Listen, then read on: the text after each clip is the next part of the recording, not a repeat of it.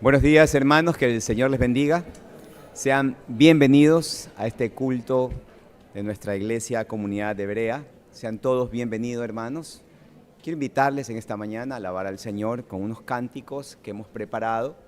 Ahora, pongámonos de pie, hermanos, para entonar estas alabanzas en este inicio del culto.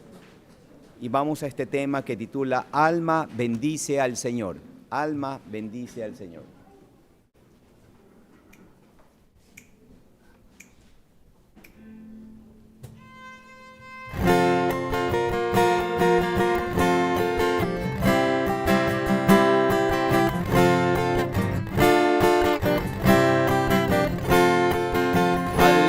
Bendice al Señor, Rey potente de gloria, que sus mercedes esté viva en ti la memoria. Oh, despertar, arpa y salterio entonar, himnos de honor y victoria. Alma bendice al Señor, que los orbes gobierna. Él te conduce paciente y tu vida ordena. Que perdonó, de todo mal te libró, porque su gracia es eterna. Alma bendice al Señor, de tu vida la fuente que te creó y con gracia aún te sostiene. Tu defensor en toda prueba y dolor, su diestra es omnipotente. Alma bendice al Señor y su amor infinito. Con todo el pueblo de Dios su alabanza repito. Dios mi salud, de todo bien plenitud, seas por siempre bendito. Acompáñenme a orar, hermanos. Nuestro buen Padre Celestial, mil gracias, porque nuevamente, Padre, nos congregamos aquí para alabarte, glorificarte y honrar, Señor, tu santísimo nombre. Queremos pedir, Señor, que en esta mañana tú nos asistas, dándonos entendimiento, comprensión, Señor, de tus estatutos, tus juicios, tus principios, tus mandamientos. Que nos ayudes a ver los caminos y los propósitos por los que tú deseas que andemos, Padre. Ayúdanos, bendito Dios, perdona nuestros pecados, perdona nuestras rebeliones, nuestras rebeldías, Señor, y ayúdanos a tener comunión contigo. Perfecciónanos, capacítanos para tener comunión contigo, Señor. Gracias y dirígenos desde el principio hasta el final de este culto, en el nombre de Jesús. Amén. Tomen asiento, hermanos. Mi fe ha hallado un solaz.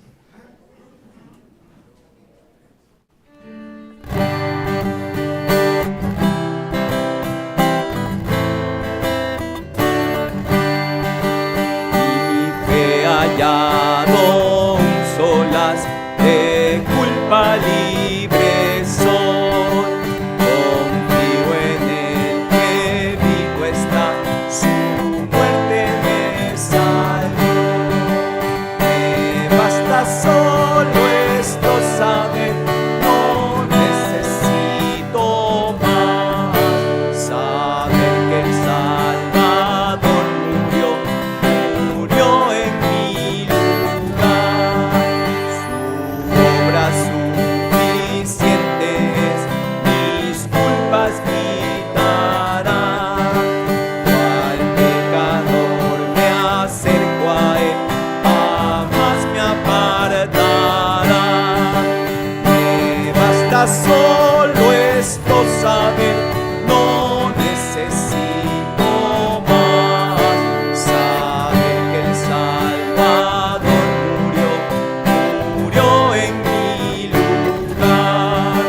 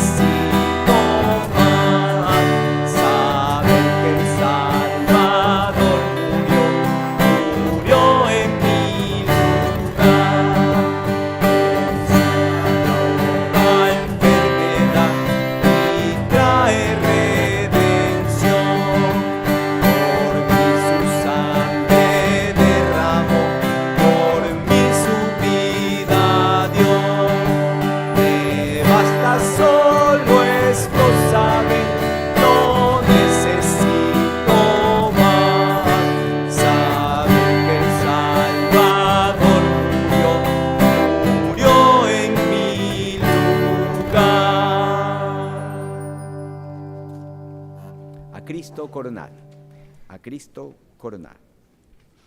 Y después de este himno, hermanos, tenemos la lectura de la palabra de Dios. A Cristo coronad.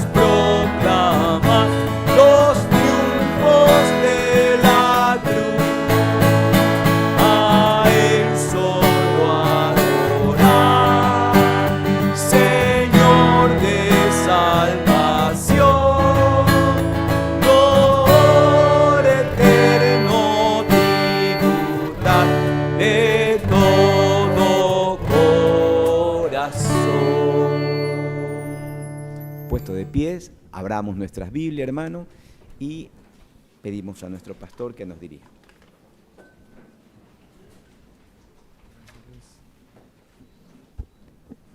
Abrimos nuestras Biblias en el Salmo 2, el libro de los Salmos, el número 2.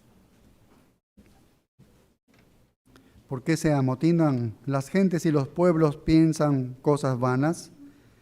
Se levantarán los reyes de la tierra y príncipes consultarán unidos contra Jehová y contra su ungido, diciendo: rompamos sus ligaduras y echemos de nosotros sus cuerdas. El que mora en los cielos se reirá, el Señor se burlará de ellos. Luego hablará a ellos en su furor y los turbará con su ira. Pero yo he puesto mi rey sobre Sión, mi santo monte. Yo publicaré el decreto. Jehová me ha dicho: mi hijo eres tú, yo te engendré hoy. Pídeme y te daré por herencia a las naciones, y como posesión tuya los confines de la tierra. Los quebrantarás con vara de hierro, como vasija de alfarero los desmenuzarás. Ahora pues, oh reyes, sed prudentes, admitid amonestación, jueces de la tierra, servid a Jehová con temor y alegraos con temblor. Honrad al Hijo para que no se enoje y perezcáis en el camino, pues inflama de pronto su ira. Bienaventurados todos los que en Él confían. Dios bendiga su palabra. Oremos. Padre, gracias te damos, Señor, por este tiempo hermoso que nos pones aquí, reunidos todos los hermanos, con el único propósito de exaltar tu santo y bendito nombre. Tu reino, Señor, se establecerá aquí. El ungido, el Hijo de Dios, nuestro Salvador, Él reinará. Bendito Padre, y tú ya nos has llamado del polvo de la tierra, del lodo del pecado, Señor, nos has llamado y nos has limpiado y nos has perdonado en los méritos de Cristo Jesús. Pertenecemos a este reino, Señor, y ayúdanos a vivir conforme a este reino, Señor, mirando al futuro, mirando el tiempo de la venida de este reino y el tiempo en que nosotros también gobernaremos. Oh Padre, mientras tanto, Sigue preparando nuestras vidas, sigue preparando esta iglesia como todas tus iglesias, Señor, para que puedan testificar de ti, para predicar y anunciar este reino, Señor, que pronto vendrá. A este Jesucristo, que es el que nos salva y nos libra de la condenación eterna. Señor, nada podemos hacer para agradarte, nada podemos hacer para agradarte en nuestras propias fuerzas. Te suplicamos, Señor, que sigas derramando misericordia y gracia abundante en nuestras vidas, Señor. Y ayúdanos a ser estos soldados de tu reino, estos miembros de tu reino, Señor, para que glorifiquemos tu nombre en todo momento. Úsanos, Señor, como iglesia, como un brazo tuyo, Señor, para predicar y anunciar este evangelio, Señor. En tus manos quedamos en el nombre de Cristo Jesús. Amén. Tomen asiento, hermanos.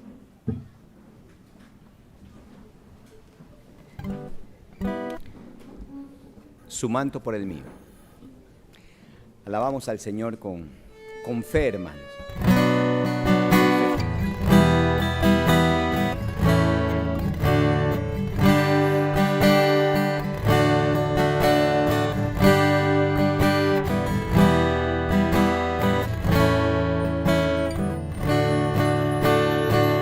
Su manto por el mío, gloria a Dios.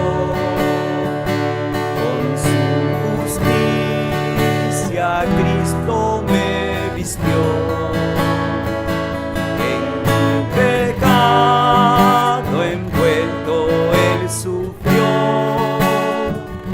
en Cristo vivo Él por mí murió. Su manto por el mío, no hay temor, la ley Jesús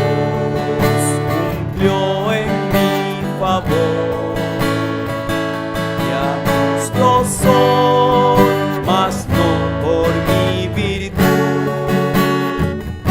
fue por su vida y muerte en la cruz. Me aferro a Cristo, por mi Señor, en cuenta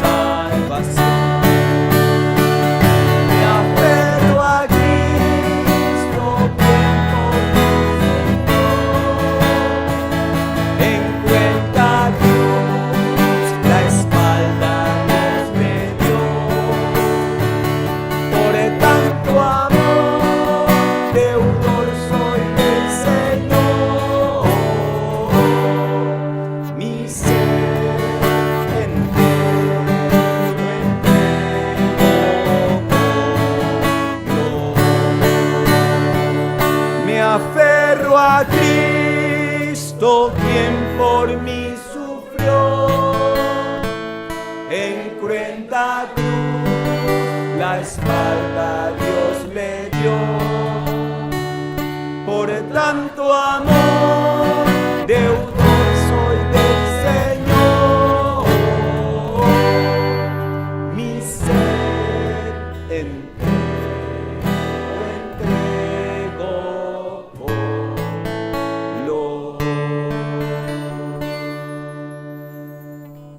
para terminar esta parte del culto, hermanos, tenemos esta última alabanza que titula La roca de mi salvación.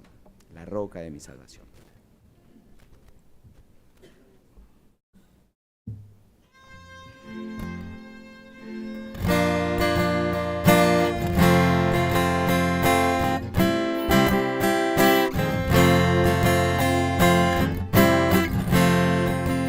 Segura mi esperanza está en la justicia de Jesús, y mis pecados expiarán al sacrificio de Jesús será mi protección, la roca de mi salvación, la roca de mi salvación. La tempestad jamás podrá su dulce paz de me ocultar. Luz gloriosa en mi alma está, en el confío sin cesar. Jesús será mi protección, la roca de mi salvación, la roca de mi salvación. En tus promesas confiaré, ya salvo soy en el ayer, la roca de mi salvación. Jesús será mi protección, la roca de mi salvación, la roca de mi salvación. Cuando ante Dios y el juicio esté, confiando Cristo me hallará, de su justicia dándome sin mancha me presentará. Jesús será mi protección, la roca de mi salvación, la roca de mi salvación.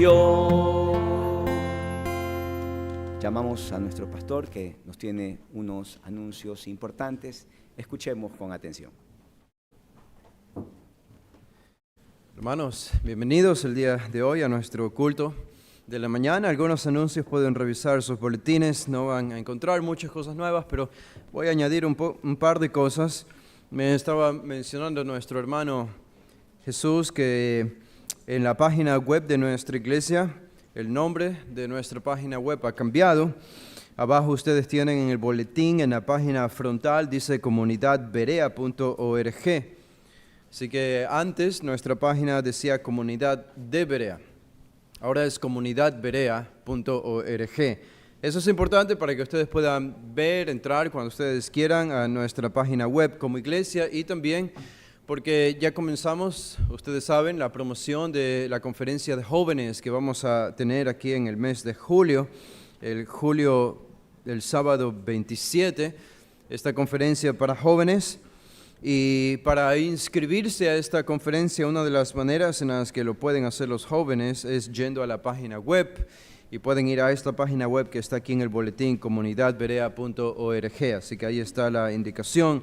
Dicho sea de paso, nuestros hermanos misioneros que van a venir en esa semana o a inicios de esa semana de julio, ellos son los que van a estar enseñando en la conferencia de jóvenes. Dos de ellos, Daniel y Steve, los dos van a repartirse las dos sesiones y también van a estar en la sesión de preguntas y respuestas de ese día. Así que los que no saben inglés, lo siento, no van a poder venir porque ellos no hablan español, pero obviamente van a tener traducción. Y gracias a Dios hay un hermano de los 5 que vienen, uno de ellos habla español también, creo que es de Nicaragua, y él va a hacer el intento de traducirles a los hermanos que están aquí. Si él no puede, lo voy a hacer yo, pero van a tener traducción instantánea y simultánea al español, así que oramos que va a ser una gran bendición para los jóvenes, para esta iglesia, y la visita de nuestros hermanos misioneros, y aparte de todo lo que van a estar haciendo, especialmente en esta conferencia de jóvenes. Y también ellos van a estar presentes en el primer simposio que vamos a hacer aquí como LAPEX sobre la predicación expositiva. Me habían dicho que ya hay un número interesante de hombres. Recuerden que esta conferencia, bueno, no le llamamos conferencia, en realidad es un simposio, es algo un poco más informal, pero estamos solo limitándola a pastores o líderes de iglesias, nada más. Así que no estamos esperando tener un número grande. Con que tengamos, yo estaba pensando con 20 pastores, eso ya es un gran éxito. 20 pastores que no conozcamos de aquí de Guayaquil, eso sería un éxito. Pero ya tenemos, al menos de aquí de Guayaquil, creo que alrededor de 50 que se han inscrito para este simposio y esperar cuántos más se van a ir inscribiendo hasta que llegue esa fecha del viernes 26 de julio. Así que estén orando también por este evento importante. El propósito es que ellos aprendan, entiendan, escuchen qué es la predicación expositiva. Esto sea bendición para las iglesias de ellos y también tomen la decisión de estudiar con nosotros en LAPEX. Es parte del propósito por el que organizamos este simposio. Bueno, hermanos, también sobre los bautizos, está por comenzar un nuevo curso para bautismos. Todos los que estén aquí, que ya sean salvos y que quieran bautizarse, si son salvos deben querer bautizarse, no debería haber alguna razón por la que no querrían bautizarse, sería muy extraño, a menos que no sean creyentes. Pero si ya son creyentes, tienen que querer bautizarse y nuestro hermano Arturo va a comenzar una nueva clase de bautizo pronto, así que pidan información con él al final del culto, o algún hermano Giero, algunos de nosotros, si quieren saber más sobre cómo bautizarse y cuándo inicia el curso para el bautismo. Lo mismo con membresía, para hacerse miembro, ser parte de nuestra iglesia.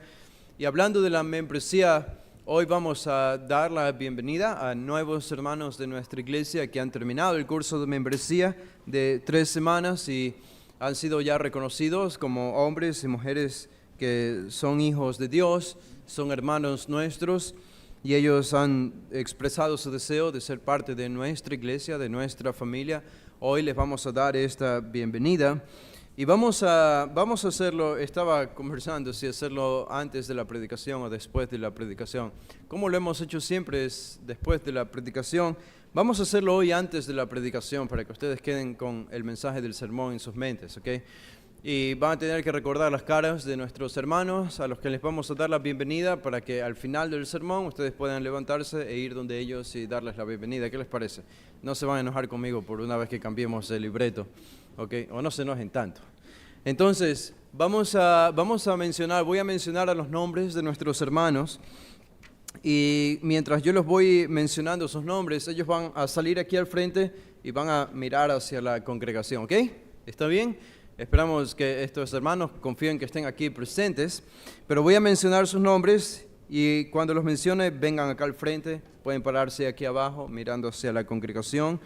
Ricardo González Sánchez Moreira, Gabriel Guaranda Mosquera, José Luis Insuaste Cabezas, Gladys Azucena Santos Murga, María José Narváez Alvear y José Abraham Zurita Molina. Ok, estos son nuestros hermanos a los que vamos a darles la diestra de bienvenida o la comunión de bienvenida a nuestra iglesia, a nuestra congregación.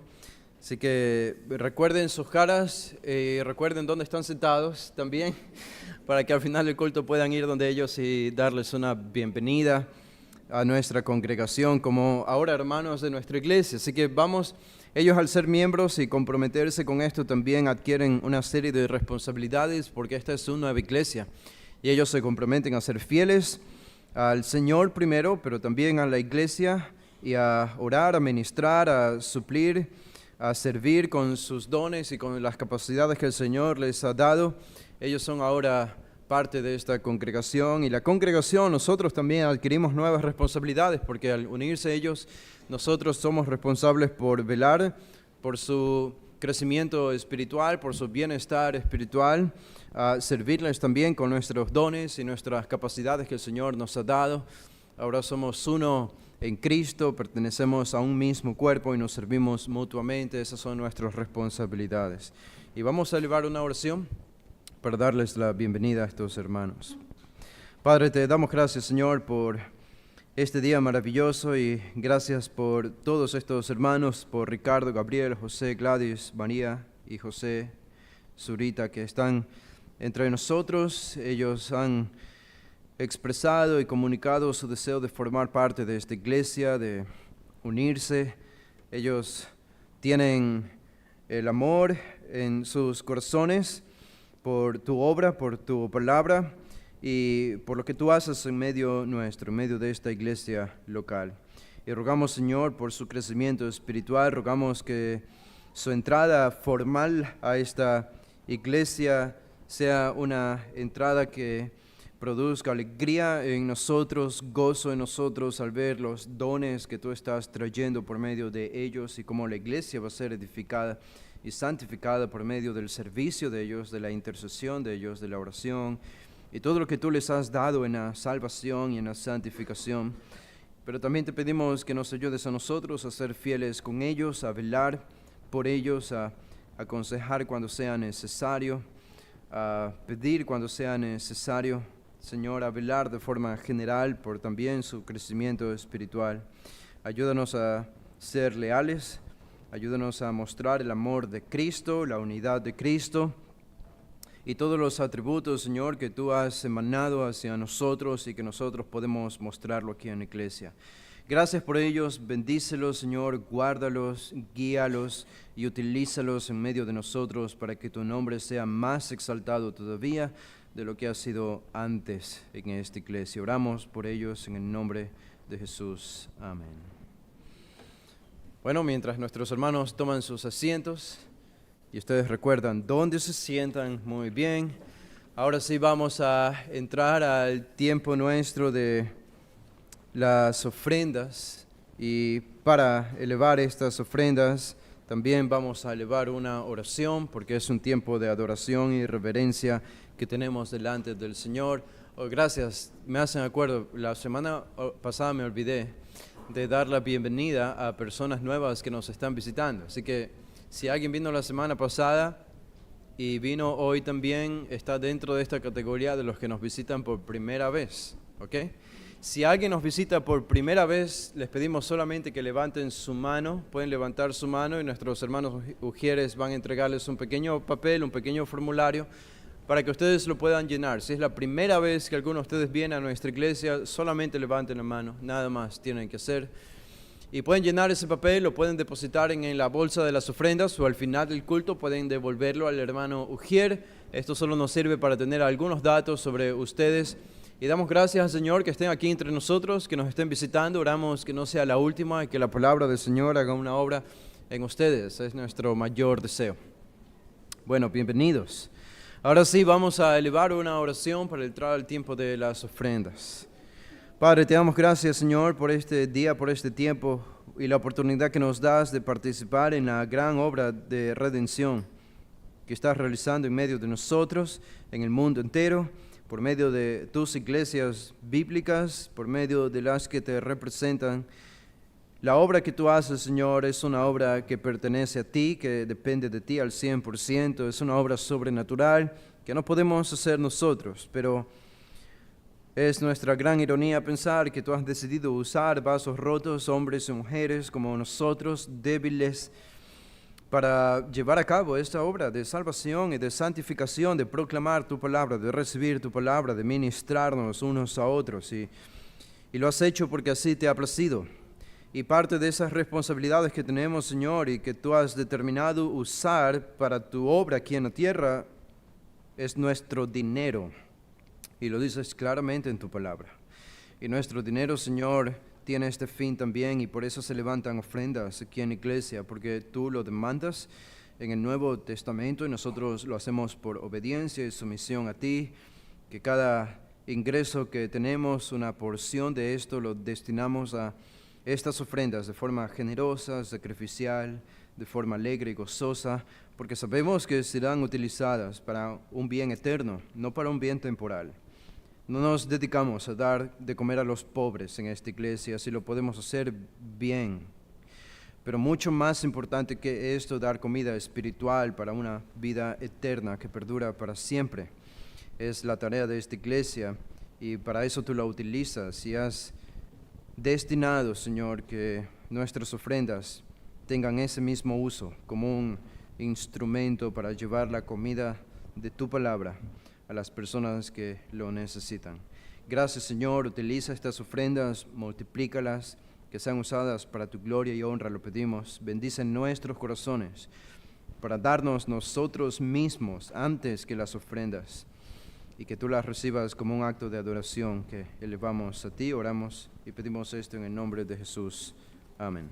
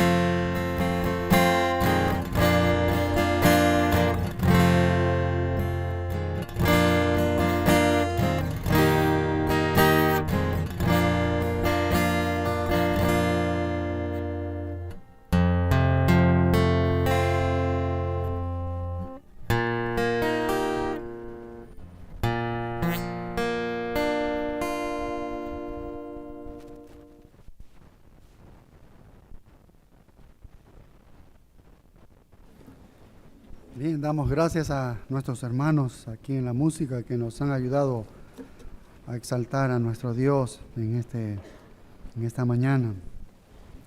Nosotros vamos a regresar al estudio de la segunda carta a los Corintios, que ya lo habíamos iniciado, pero la semana pasada hicimos una pausa por razones obvias. Pero hoy vamos a continuar estudiando y estamos examinando los versículos del 3 al 11 o del 3 al 7. Habíamos comenzado a estudiar. Y es una sección que habla del consuelo en la tribulación.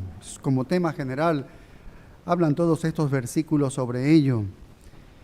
Y una de las preocupaciones constantes de nuestra cultura es hacer la pregunta, ¿por qué le suceden cosas malas a gente buena?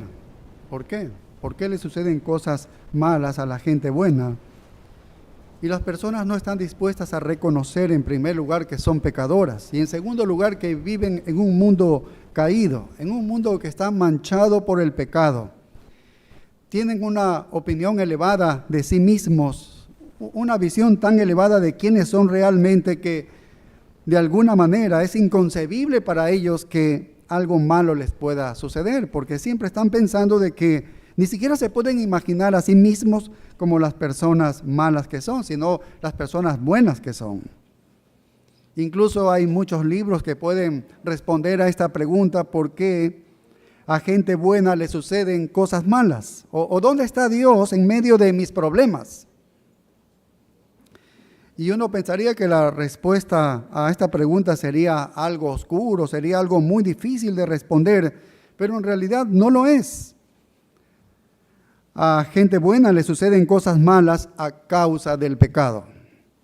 Y vivimos en un mundo pecaminoso y nosotros mismos somos pecadores. Aunque esta es una respuesta, no es satisfactoria totalmente porque no nos da suficiente información para resolver algunas cosas que entran en juego en la comprensión de este tema.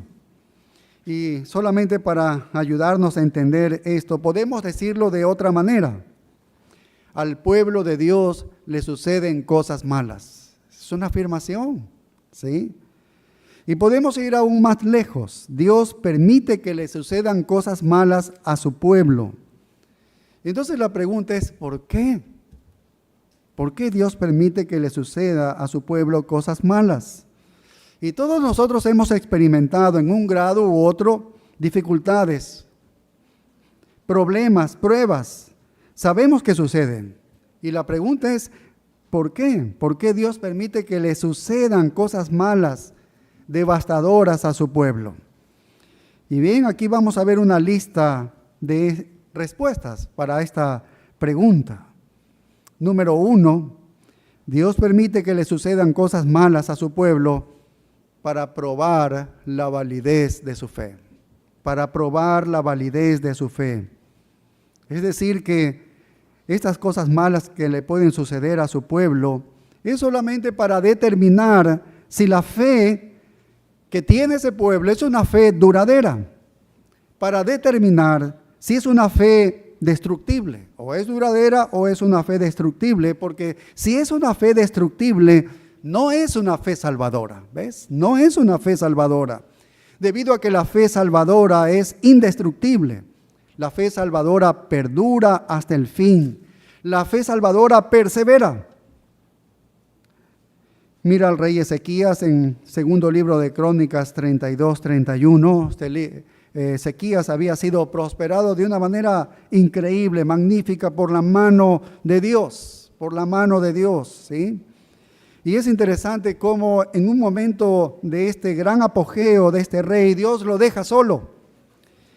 Y en segundo libro de Crónicas 32-31 dice, mas en lo referente a los mensajeros de los príncipes de Babilonia, es decir, todos los príncipes de Babilonia habían acudido para ver, ¿no?, la prosperidad de este rey, dice que enviaron a él, dice, para saber del prodigio que había acontecido en el país, porque todo estaba prosperando. Así que tantos reyes curiosos habían ido para saber qué había acontecido en el país. Y mira lo que sigue diciendo a continuación, dice, Dios lo dejó. Es decir, como que Dios lo dejó solo. Dios se apartó de él. ¿Para qué? Dice, para probarle, para hacer conocer todo lo que estaba en su corazón. Así que Dios abandonó a Ezequías para que pudiera ver cómo era realmente cuando se le dejaba solo. No era que Dios necesitaba saber cómo era Él. Dios sabe cómo somos cada uno de nosotros. La prueba no significa que Dios quiere saber algo de nosotros. Él lo sabe antes de la prueba. ¿Quiénes somos nosotros? Así que Dios sí lo sabe. Nosotros necesitamos saber cómo es nuestro corazón. Así que una verdadera fe salvadora pasará esa prueba. Pasará esa prueba. Habacuc, el profeta, tenía un dilema que estaba más allá de él. Cosas terribles le estaban sucediendo al pueblo de Dios, al pueblo de Israel, de donde él era. Y estaban ocurriendo cosas indescriptibles y el profeta Habacuc estaba clamando y clamando a Dios y le decía allí en el libro del profeta Habacuc: ¿hasta cuándo, oh Jehová, clamaré y no oirás? Y daré a voces a ti a causa de la violencia y no salvarás. Y en el versículo 4 del capítulo 1 dice: por lo cual la ley es debilitada y el juicio no sale según la verdad. Por cuanto el impío asedia al justo, por eso sale torcida la justicia. Así que él estaba asombrado, estaba desesperado, angustiado, porque el injusto sobresalía, ¿no? Era como que era el verdadero, ¿no? El injusto. Y Dios le dio una respuesta que era todo lo contrario de lo que él estaba esperando que Dios le responda. Allí en el versículo 6 dice: porque he aquí yo levanto a los caldeos, nación cruel y presurosa. Así que Dios no solamente que no iba a traer avivamiento al pueblo, mira, no va a haber avivamiento al pueblo, sino que iba a traer a los caldeos, que eran peores que los israelitas, y que iban a actuar como verdugos contra los judíos. Y ahora su problema era infinitamente más complejo, porque el problema número uno era por qué Dios no revive a su pueblo, por qué no anima a su pueblo. Y problema número dos era, si Dios va a revivir a su pueblo, ¿cómo puede usar a un pueblo peor, un pueblo malvado como los caldeos, para que sea juez del pueblo de Dios, sea un juez del pueblo israelita? Y cuando ya el caos lo estaba dominando completamente al profeta, se acordó de un principio muy simple: el justo vivirá por la fe. El justo vivirá por la fe. Solamente le estaba diciendo Dios: confía en mí. Y al final de esa pequeña profecía de Habacuc, él termina diciendo: si todo va mal, si todo va a una dirección opuesta, todo está tan mal, sin embargo, él dice: yo confiaré en Jehová. Pasó la prueba. El profeta pasó la prueba. ¿Por qué? Porque la fe de él perduró. La fe de él perduró. Fue probada y la fe de él perduró. Y una de las cosas que Dios está haciendo al traer estas pruebas a la vida es probar la fe. ¿Por qué Dios quiere hacer eso con nosotros? No porque Él necesita, no es por una causa de Él, sino para nuestro bien. Por eso lo hace, para nuestro bien. ¿O no quiere usted saber si su fe es una fe salvadora? ¿Lo quiere usted saber? ¿O no quiere usted saber si su fe es una fe que va a durar? Así que Dios nos está dando un don de la seguridad, el regalo de la confianza en Él. Y Él está solidificando esa esperanza al poner una prueba de fe en nosotros. Y cuando pasas la prueba, entonces tienes una afirmación objetiva de que eres verdaderamente salvo. Eres verdaderamente salvo. Se convierte entonces para ti en una certeza, porque la verdadera fe no puede morir, no importa cuán severa sea la prueba. Así que si su fe perdura, tienes una fe salvadora. Qué regalo de Dios es que yo pueda saber de que mi fe es una fe verdadera, es una fe de salvación. Esta confianza es un regalo de Dios en verdad. Número 2, Dios permite que le sucedan cosas malas a su pueblo para ayudar a romper nuestros apegos al mundo. Nuestros apegos al mundo. Porque nosotros tendemos a confiar en las cosas mundanas, ¿verdad que sí? Están ahí a la vista, a la mano. Y es lo que hemos hecho toda la vida hasta antes de venir a los pies de Cristo. Tenemos la tendencia de ir a los recursos mundanos, de apelar a la razón humana,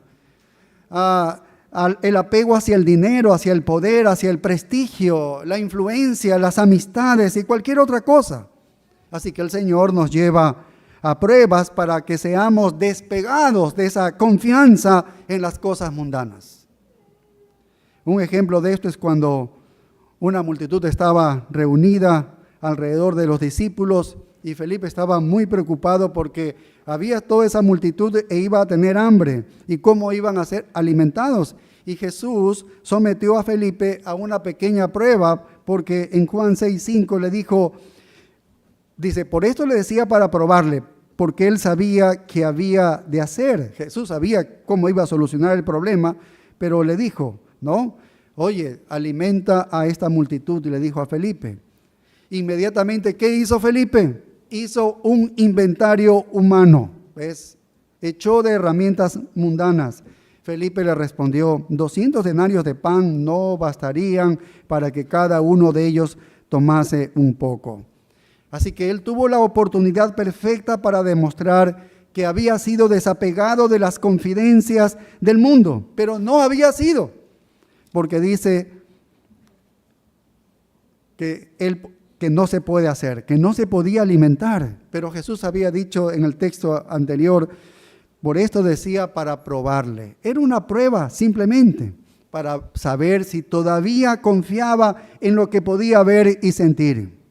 Así que el Señor nos puede llevar a situaciones extremas en la vida y que ya no tenemos ninguna capacidad en nosotros mismos, en la que no hay recursos humanos, en la que no hay donde yo pueda acudir, sino solamente a Él, y alejarnos de la confianza en las cosas mundanas, para sacarnos de esa confianza en las cosas que pasan. Dios puede hacer eso.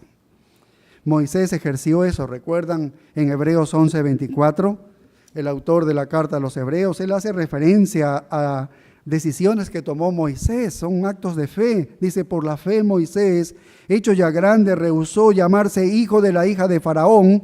Y mire el verso 25, en Hebreos 11:25 dice, escogiendo antes ser maltratado con el pueblo de Dios que gozar de los deleites temporales del pecado. ¿Ves? Él escogió eso. Él escogió, dice, ser maltratado con el pueblo de Dios antes que gozar de los deleites temporales del pecado. Porque él estaba dispuesto a decir, no voy a pertenecer a esta cultura de élite en el nivel más alto de la sociedad egipcia y asumir la causa de los judíos que eran esclavos. ¿Ves? Él estaba entre dos, ¿soy de la élite o soy un esclavo? ¿De dónde soy yo? Ahora, recuerden que él fue allí y luchó por los judíos y quitó la vida a un egipcio. Y por supuesto, 40 años estuvo fugado, corriendo por otros lados, y dijo no a todo para decir sí al oprobio de Cristo, como hoy en día cualquier cristiano debería hacer. En Hebreos 11:26 dice, teniendo por mayores riquezas el vituperio de Cristo que los tesoros de los egipcios, porque tenía puesta la mirada en el galardón.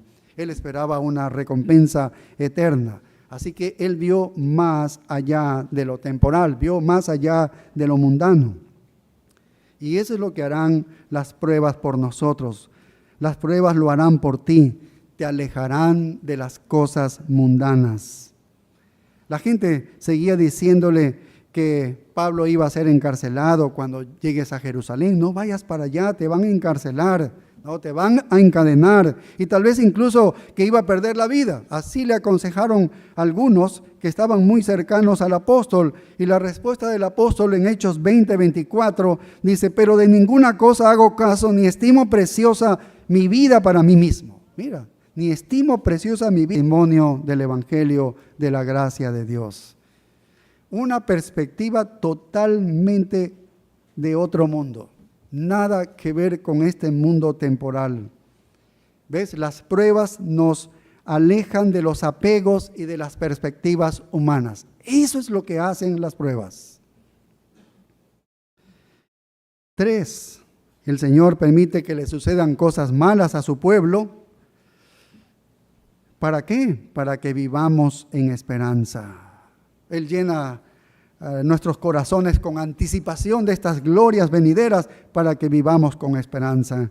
En Romanos 5:3 es interesante lo que señala aquí el apóstol Pablo. Romanos 5:3 dice, y no solo esto, sino que también nos gloriamos en las tribulaciones, dice. Nos gloriamos en las tribulaciones, sabiendo que la tribulación produce paciencia, y la paciencia prueba, y la prueba esperanza, y la esperanza no avergüenza.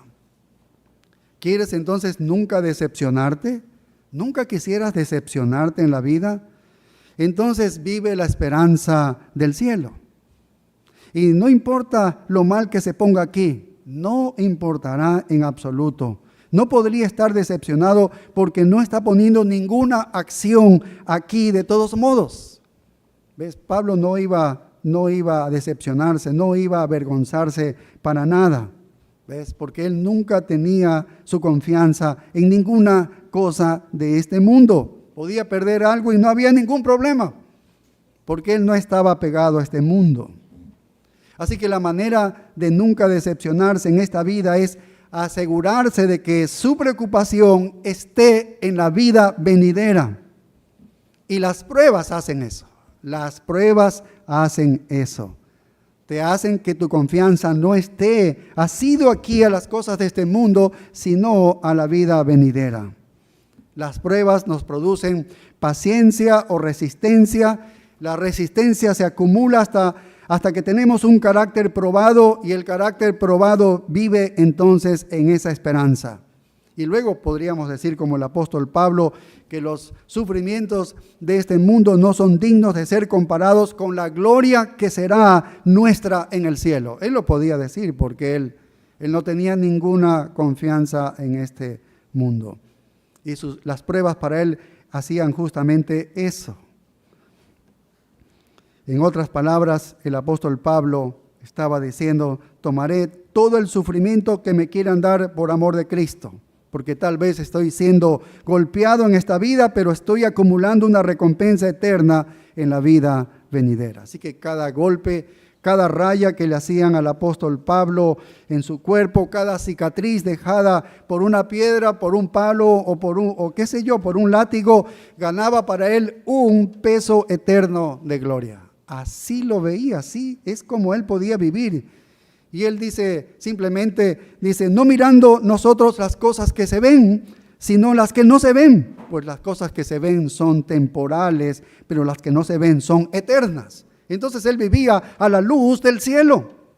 Él vivía a la luz del cielo. Y es por eso que él podía decir, para mí el vivir es Cristo y el morir es ganancia. Y partir es muchísimo mejor, porque ya estaría yo con Cristo, disfrutando de todo eso que he ansiado.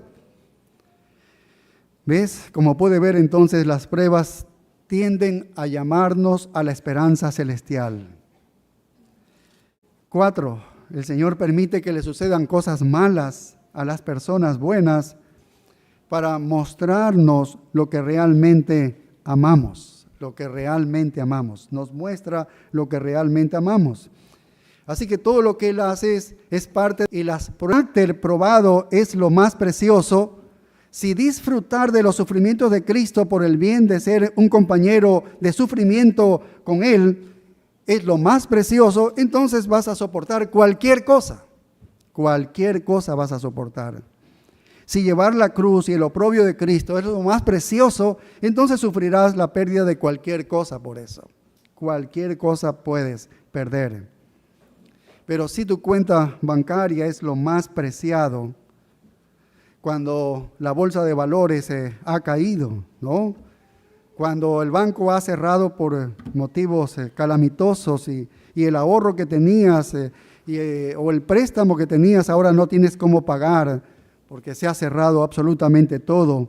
Cuando llega una depresión, vas a estar en una gran desesperación.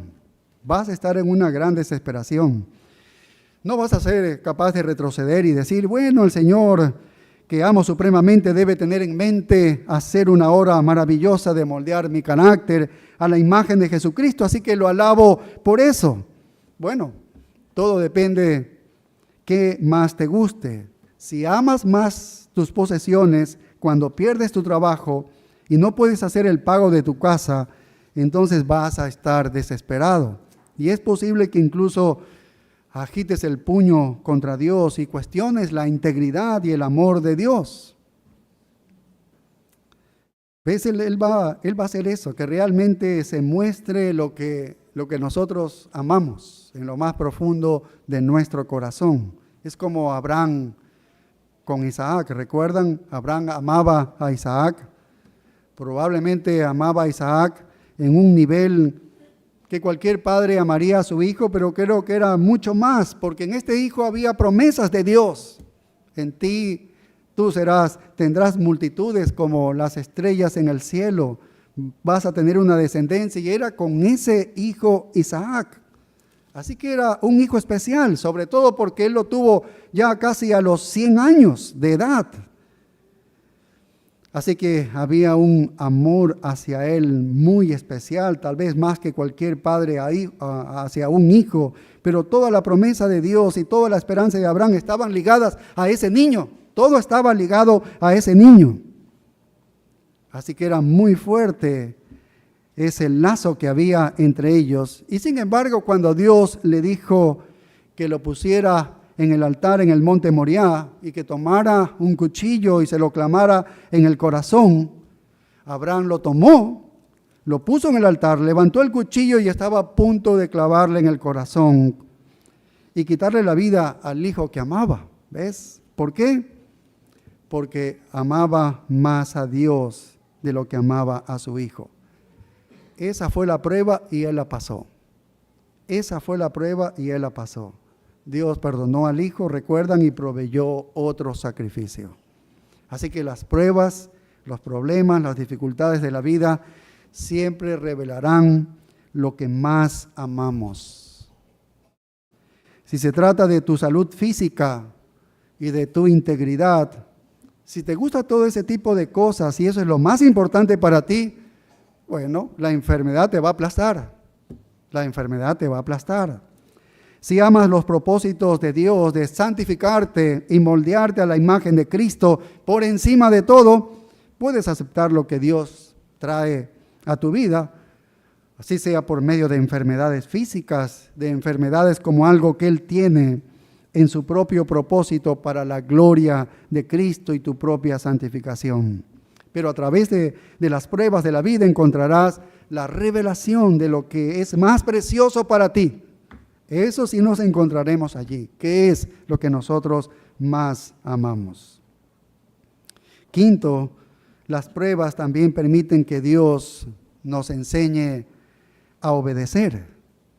El punto es, mientras que es correcto decir que Dios permite que los problemas prueben la fortaleza de nuestra fe, que nos alejen de las cosas mundanas, que nos llamen a una esperanza celestial, que nos ayuden a ver lo que realmente amamos, la mayoría de esas pruebas podrían venir a nosotros como castigos, porque somos pecadores. Y a través de esas pruebas aprendemos que el pecado tiene consecuencias dolorosas. Todos los cristianos tenemos esto, ¿sí? Las pruebas son, en este caso, los castigos de Dios. Hebreos 12 da una magnífica lección a nosotros cuando en el verso 5, Hebreos 12:5 dice: Hijo mío, no menosprecies la disciplina del Señor, ni desmayes cuando eres reprendido por Él, porque el Señor al que ama disciplina y azota a todo el que recibe por hijo. ¿Por qué lo hace? ¿Por qué lo hace? Verso 10 dice: para que participemos de su santidad. En la segunda parte del verso 10 dice: para que participemos de su santidad. Y mira el verso 11, en la segunda parte también, la parte final, dice: después da fruto apacible de justicia a los que en ella han sido ejercitados. Así que Él está tratando de disciplinar el pecado de nosotros, de enseñarnos que el pecado tiene consecuencias, de mostrarnos el valor de la obediencia. Así que es una gran lección. Dios opera esto, ¿ves? Acarrea sobre nosotros muchas de nuestras pruebas por nuestras iniquidades. Y tenemos que verlo como un castigo de Dios. Porque a todo hijo dice que Dios disciplina. Todo aquel hijo que ama lo disciplina, lo castiga para que él pueda llevar a ese hijo a la santidad y a la justicia. Sexto, Dios permite que le sucedan cosas malas a su pueblo para poder revelar su compasión en nuestra miseria. Dios siempre se preocupa por manifestarse. Es el deseo de Dios que entendamos quién es Él, que conozcamos su naturaleza y que veamos su naturaleza mostrada ante nosotros. Y así que lo primero que nos muestra es que Dios es un Dios de compasión. Y si Él es un Dios de misericordia, si Él es un Dios de gracia, si Él es un Dios de piedad, y Él es el Padre de misericordias y el Dios de toda consolación, como dice el verso 3 en la segunda carta de los Corintios, entonces Él necesita una oportunidad para demostrar eso. ¿Y cómo podría demostrarnos que Él es el Dios así, de gracia, de misericordia, de piedad, de consolación? ¿Cómo nos podría mostrar eso? Es que sin calamidad no hay consuelo. Él nos va a mostrar el consuelo cuando estamos en la calamidad. Si no hay pérdida, entonces no hay necesidad de bondad amorosa de parte de Dios para nosotros. Tiene que haber una pérdida en nosotros, ¿ves? Si no hay dolor, entonces no hay necesidad de que Dios muestre consolación o lástima de nosotros. Tiene que haber dolor. Y el salmista lo dice así en el Salmo 63:3. Dice, porque mejor es tu misericordia que la vida. ¿Ves lo que pueda decir el salmista esto? Desde lo profundo de su corazón dice, porque mejor es tu misericordia que la vida, dice, mis labios te alabarán. Eso es ciertísimo cuando estamos analizando lo que somos, nuestra propia vida, nuestra propia pecaminosidad y lo que hacemos. Entonces vemos que la misericordia de Dios es mejor que la vida.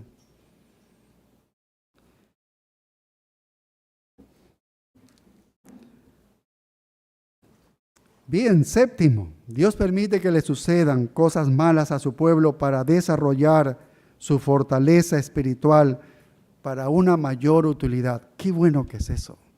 Es que después de pasar todas esas pruebas y todo eso, vamos a ser más útiles para Dios. Tienes que ser una persona probada en los ministerios realmente difíciles. Y cuanto más te prueban a ti y te refinen las pruebas y los problemas, más útil te vas a volver, más útil te vas a volver. Si tú dices, oh, es que usted no se imagina cuánto he sufrido yo, cómo es que he sufrido yo, y entonces seguramente Dios te va a ser muy útil, mucho más útil todavía por todo lo que tú estás padeciendo. Santiago 1:2, un texto que lo conocemos, Santiago 1:2 dice, hermanos míos, tened por sumo gozo cuando os halléis en diversas pruebas. ¿Sumo gozo? ¿Por qué sumo gozo? Sabiendo que la prueba de vuestra fe produce paciencia. Por eso dice, debes tener gozo en las pruebas, porque la prueba de vuestra fe produce paciencia, y más tenga la paciencia su obra completa. ¿Qué es esta obra completa? Que seáis perfectos y cabales, sin que os falte cosa alguna. El Señor nos va a perfeccionar, nos va a hacer personas, cristianos maduros. Así que Él va a usar las pruebas para hacerte perfecto, para hacerte maduro, para hacerte completo, sin que te falte nada, para convertirte en el cristiano más fuerte y formidable que necesitas ser. Mayor utilidad viene por el camino del sufrimiento, mayor utilidad por el camino del sufrimiento. Y octavo, el Señor permite que las cosas malas le sucedan a las personas buenas para que puedan ayudar a otros en sus pruebas. Y eso es lo que nosotros estamos estudiando en la segunda carta a los Corintios, capítulo 1. Así que una de las razones por las que tenemos dificultades es para que Dios pueda venir a mí en mi dificultad y pueda fortalecerme, y entonces yo pueda ir a ustedes, si ves, con esa fuerza que Él me ha dado. ¿No es eso lo que Pablo está diciéndonos aquí en la segunda carta a los Corintios, capítulo 1, versículos del 4 al 7? ¿Por qué en el verso 3 está bendiciendo a Dios? Bendito sea. ¿Por qué? Por lo que está hablando en el verso 4. Y mire lo que dice el verso 4, 5 y 6, que es lo que hemos estudiado. Dice, el cual nos consuela en todas nuestras tribulaciones, para que podamos también nosotros consolar a los que están en cualquier tribulación por medio de la consolación con que nosotros somos consolados por Dios. Porque de la manera que abundan en nosotros las aflicciones de Cristo, así abunda también por el mismo Cristo nuestra consolación. Pero si somos atribulados, es para vuestra consolación y salvación. O si somos consolados, es para vuestra consolación y salvación, la cual se opera en el sufrir las mismas aflicciones que nosotros también padecemos. Vaya, qué bendición. Y vimos y aprendimos la última semana que hay una promesa de consolación en el versículo 4, cuando dice, el cual nos consuela en todas nuestras tribulaciones. Te consuela, dice, en todas las tribulaciones. Esa es la promesa de consolación, porque esa es la naturaleza del Señor. No te voy a dejar sin consuelo, dice el Señor. Él es el Dios de todo consuelo. Él es el Dios de todo consuelo. En segundo lugar, vimos el propósito de la consolación. Ahí en el versículo 4, en la segunda parte, dice, ¿para qué? ¿Para qué nos va a consolar en todas nuestras tribulaciones? Para que podamos también nosotros consolar a los que están en cualquier tribulación por medio de la consolación con que nosotros somos consolados por Dios. ¿Ve la consolación? La está viendo el apóstol Pablo no como un fin en sí mismo, sino como un medio para un fin, que es la misma consolación que yo recibo, la llevo a otro. ¡Qué bendición! No nos habríamos imaginado que ese sea una bendición así. Yo sufro justamente para poder, al ser consolado, pueda ayudar a otro. Vaya. Y vimos el tercer principio, que es el principio de la consolación. En el verso 5 dice, porque de la manera que abundan en nosotros las aflicciones de Cristo, así abunda también por el mismo Cristo nuestra consolación. Así que los sufrimientos de Cristo serán nuestros en abundancia. Si somos cristianos, vamos a tener los sufrimientos de Cristo, y si Él los tuvo en abundancia, los tendremos nosotros también. Pero también será en la misma medida que tenemos esas aflicciones, será el consuelo. En la misma medida tenemos el consuelo. Así que el consuelo será igual al sufrimiento. ¿Qué sufrimiento? No es sufrir por el pecado, sino sufrir por Cristo, sufrir por Cristo. Y vamos a avanzar el último punto aquí, en los versículos 6 y 7, al hablar de la asociación del sufrimiento. Asociación del sufrimiento. Es interesante. A veces pensamos que el sufrimiento tiene que ver con una vida que yo estoy solo, yo solito estoy sufriendo. Siempre tenemos eso en la mente, y eso es lo que pensamos cuando tenemos pruebas y problemas y dolores. Pensamos, yo solo estoy sufriendo y esto no tiene nada que ver con mis hermanos, soy yo nada más. Pero vamos a ver en este punto que hay una asociación, que no estamos solos en verdad. Mira el verso 6 lo que dice, pero si somos atribulados es para vuestra consolación y salvación. O si somos consolados es para vuestra consolación y salvación, la cual se opera en el sufrir las mismas aflicciones que nosotros también padecemos. Es decir, si en el curso de mi vida piadosa, dice el apóstol Pablo, si en el curso de mi ministerio de servicio a Cristo, él lo servía como un apóstol, yo soy afligido, y Timoteo, mi compañero, también es afligido, y cualquiera de nosotros que representamos a Cristo es afligido, dice, es para que siendo afligidos seamos consolados, para que podamos consolarlos a ustedes y podamos traerles salvación. Qué interesante. Y podamos traerles salvación. No solo consolarlos, sino traerles salvación. Así que Pablo increíblemente les dice a los corintios, mi sufrimiento es para beneficio vuestro. Les dice, es para ti. Yo estoy sufriendo, eso es para ti, que no entiendes, hermano de Corinto, es lo que le dice Pablo. ¿No sabes que mi sufrimiento es para ustedes, que no lo entienden? Es que por el trato que le habían dado al apóstol Pablo, él bien podría haberles dicho a estos hermanos de Corinto, oye, si un miembro padece, todos los miembros se duelen con él. Podría haber usado este principio. Si un miembro recibe honra, todos los miembros con él se gozan. Y entonces Pablo les podría haber dicho, ¿no debería estar funcionando aquí el amor cristiano ahora que yo estoy sufriendo? ¿No deberían ustedes también sufrir conmigo? En vez de acusarme, porque lo estaban acusando a él. ¿No deberías tener empatía por el que sufre? ¿No dice así el texto bíblico? Porque aquí hay un miembro del cuerpo de Cristo que está sufriendo. Era él. ¿Dónde está la simpatía? ¿Dónde está la empatía que debe tener el cuerpo de Cristo? Pero él no hace uso de ese argumento, ¿ves? Para defenderse de que había sido no tratado bien, ¿sí?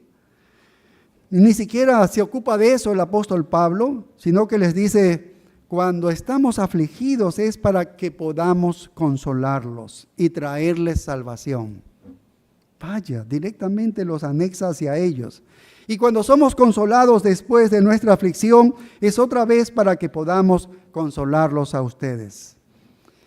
La verdad es que hubo una falta de compasión hacia el apóstol Pablo, hubo dureza de corazón, hubo una frialdad, una falta de comprensión de que el dolor, el sufrimiento y la aflicción de Pablo habían sido por voluntad de Dios y que Dios lo había permitido en su ministerio por el bien de perfeccionarlo a él. ¿Sí? Ellos no entendieron nada de eso.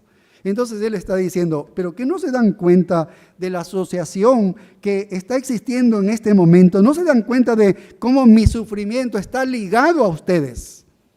¿Cómo un sufrimiento de un hermano está ligado a la congregación? Eso es lo que él está enseñándoles. Hay una asociación aquí, mi sufrimiento está ligado a ustedes.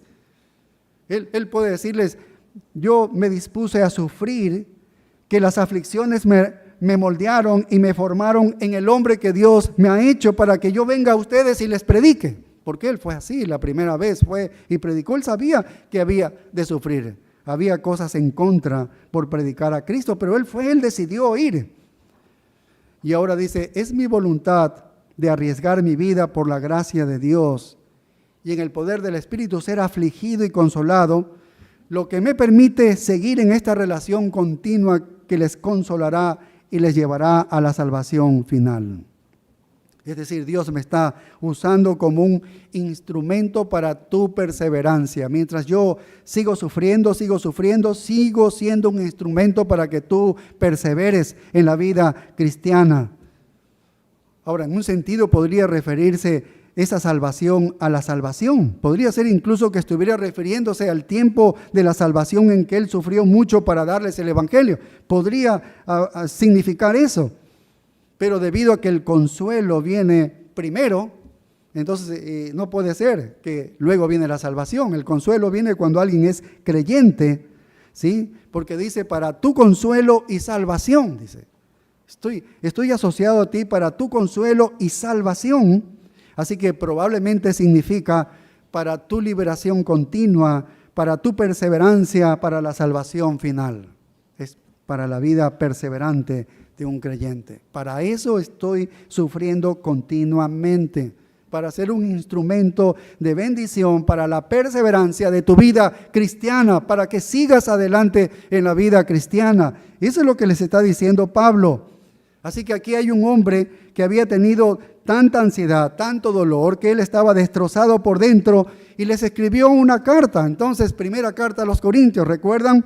Y luego le escribió otra. Y luego escribió segunda carta a los Corintios. Y le han quitado una enorme cantidad de tiempo. Él ha invertido 18 meses en ese lugar. Le han quitado gran parte de su corazón y lo han pisoteado por todas partes. Así que es un hombre que ha invertido mucho en esta congregación de personas y le han dado mucho dolor.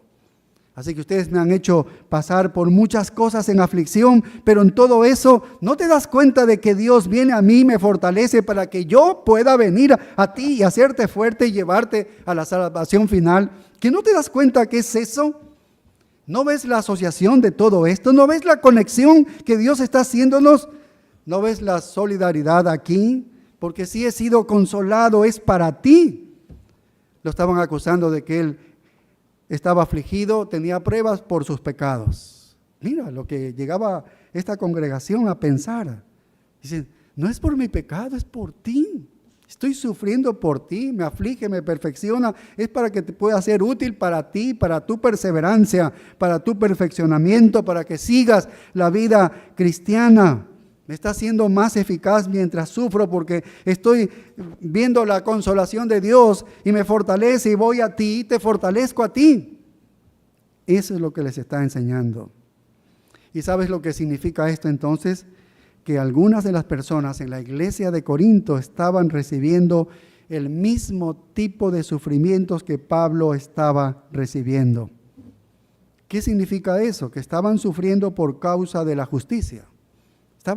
Estaban sufriendo por Cristo y eso indica que había un cuerpo de personas comprometidas allí. Porque si Él iba a ayudarles en la perseverancia de su vida de salvación hasta el final, significaba que había allí algunos que estaban sufriendo y Él necesitaba consolarlos a ellos. Dios ya sabe eso y por eso prepara al hombre en dolores, en sufrimientos, para darles consolación y llevarlos allá, porque hay otros hombres allá que están viviendo el mismo dolor, la misma prueba por Cristo Jesús. Y necesitan ser ayudados, necesitan ser consolados. Y ahí estaba Pablo entonces para llevarles ese consuelo. Así que había un grupo, bien pudo haber sido la mayoría de los hermanos en Corinto, porque recuerdan cuando Tito vino con el reporte, el apóstol Pablo se sintió alentado de que se habían arrepentido, que había tristeza allí, ¿no? Y Pablo se regocija más adelante por el informe acerca de este arrepentimiento y lealtad a él y lealtad a la verdad, y él se contenta, el apóstol Pablo. Entonces él les está diciendo, ¿qué no entiendes que Dios me está permitiendo sufrir y ser consolado para que pueda venir a ustedes y consolarles cuando pasen por el mismo sufrimiento que el que yo he pasado? Y de hecho el apóstol Pablo podría decirles, y como ustedes están viviendo lo mismo que yo, ustedes también me pueden consolar a mí, porque tú has estado allí donde yo también he estado. ¿Sí? Pueden consolarme a mí. Así que hay una reciprocidad en todo esto. ¿No ves cómo todos nuestros sufrimientos nos permiten ministrarnos unos a otros? Esta es la asociación que está rescatando el apóstol Pablo de los sufrimientos. No lo habíamos visto así, pero Pablo lo ve, ¿no? por revelación divina. Es esto, estamos conectados, ¿ves? No estamos ahí afuera haciendo lo nuestro, ¿no? O tú estás allí haciendo lo tuyo.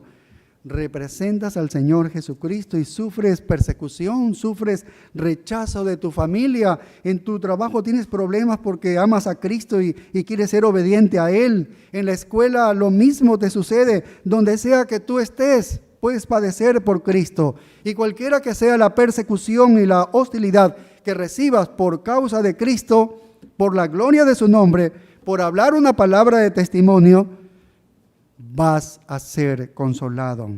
Y Dios te va a capacitar para consolar a otros que también lo harán. Habiendo sido consolados por Dios, serás capaz de consolarte. Tú consolarás a otros.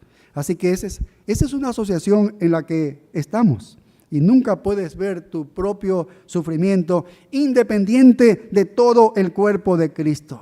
No puedes apostar a una mentalidad de pobre de mí, pobrecito yo. No nos cae bien eso, ¿ves?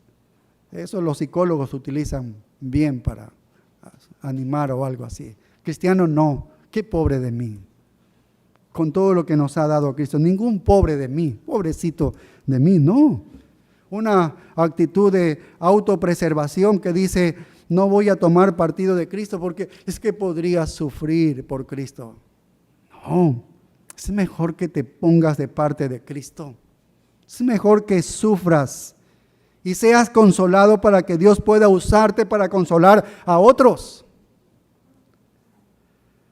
Y luego mira el versículo 7, dice, estamos en 2 Corintios 1:7, dice, y nuestra esperanza respecto de vosotros es firme. Realmente no duda de que Dios sea fiel y le ayudará a superar las dificultades. ¿Por qué Pablo tiene una esperanza firme respecto a los corintios? ¿En qué se basa él? Mira, es firme por esto, pues sabemos que así como sois compañeros en las aflicciones, también lo sois en la consolación. Ellos van a estar bien porque hay un grupo en esa iglesia que está sufriendo por la causa de Cristo. Y Dios necesita consolar a ese grupo de esa iglesia y necesita fortalecerles. ¿Y cómo va a fortalecerles para que ellos puedan seguir en esa esperanza hasta la salvación? A la salvación final, eterna. ¿Cómo será? Bueno, por otros que Dios está haciendo lo mismo, están sufriendo lo mismo y les ha consolado para que les lleve consolación. Así que la multiplicación del sufrimiento en la vida de Pablo multiplica el consuelo divino para él, y eso lo hace capaz de consolar a otros cristianos que están sufriendo el mismo tipo de aflicción. Así que Pablo dice, yo fui afligido, o si fui consolado en mi aflicción, fue por ustedes, fue por vosotros. Así que es para hacerme fuerte, para hacerme valiente, para poder venir a ustedes y darles confianza. Y a pesar de todo el dolor que le habían infligido a Pablo, algunos de ellos en la iglesia, él no los veía como enemigos, no los veía así, sino como socios a los que había que ayudar. Vaya, eso cambia toda perspectiva, ¿no?, del cristianismo. A pesar de que lo habían herido tan profundamente y le habían causado tanta ansiedad, él no les quería dar nada más que el regalo del consuelo. Eso es lo que quería hacerles. Y creyó en ellos porque había algunos de ellos lo suficientemente fieles como para sufrir las mismas cosas por las que él estaba sufriendo. Esta es la promesa de consolación. Entonces, ¿qué hemos visto? Que Dios consolará cada situación. Esa es la promesa, cada situación. Y el propósito para que a través de nosotros alguien más pueda ser consolado. Y vimos que el consuelo se extiende solo hasta el punto de sufrir por la causa de Cristo. ¿Sí? Y el consuelo es del mismo nivel, la misma intensidad que el sufrimiento. Y ahora en la asociación nos está diciendo, cuando tú sufres, no estás solo. Sepas que no estás aislado. Cualquiera que sea el dolor y la dificultad por la que estás pasando, no tienes que pensar en ti mismo, en cómo te afecta, en cómo te debilita, en cómo te está dificultando la vida, sino más bien para ver cómo Dios puede usarlo en la iglesia para los demás. Oremos. Padre, gracias por tu palabra, por el apóstol Pablo, como nos enseña que no estamos solos aún en el dolor y el sufrimiento. Señor, como Elías cuando fue amenazado y quería morir en el desierto porque pensaba que estaba solo. Tenemos una iglesia local en la cual nos amamos unos a otros y no estamos solos en este dolor y sufrimiento porque tú vienes con la consolación. Y seguramente quieres usar, Señor, esa fuerza, esa perfección en nosotros para ayudar a otros que lo necesitan y que están viviendo los mismos dolores, los mismos sufrimientos que nosotros. Oh Padre, qué hermosa es la congregación, qué hermosa es la iglesia local donde tú nos ubicas, Señor. Que sea de gran bendición esto, Señor, en nuestras vidas. Te damos gracias por todo en el nombre glorioso de Cristo Jesús. Amén. Nos ponemos de pie, hermanos.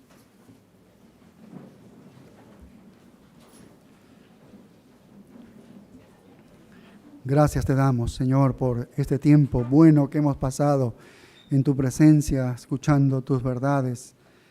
y lo que obras en nuestros corazones, en nuestras vidas, sea para santificarnos, Señor, y perfeccionarnos.